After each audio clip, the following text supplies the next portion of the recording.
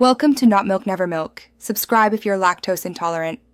You will start by validating prerequisites and taking Ameti 8 safety steps. First, make sure you have recent backups of master, MSDB, and user databases. This protects you if repair alters metadata.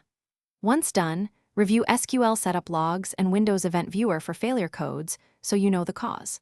Stop the SQL Server and SQL agent services cleanly, then capture error log and agent logs to reference during repair and rollback. This prevents accidental writes while you work.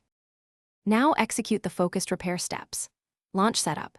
EXE with the repair option for the affected instance and follow its validation messages.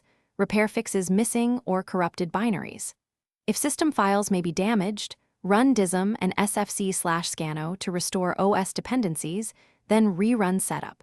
Make sure to apply the exact service pack or cumulative update that matches your major build. This restores matching binaries and resolves compatibility issues. Keep logs, they explain what was replaced. Finish by bringing the instance back into production with careful checks. Start SQL services and verify connectivity using SQL CMD or SQL Server Management Studio. Confirm the instance name and port. Run dbcc checkdb on user databases to ensure data integrity and scan error log for post-repair warnings.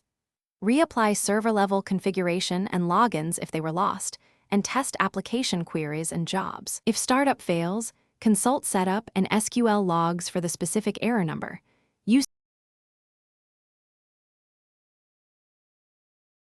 Thanks for watching. If this was helpful, leave a like and consider subscribing. See you next time.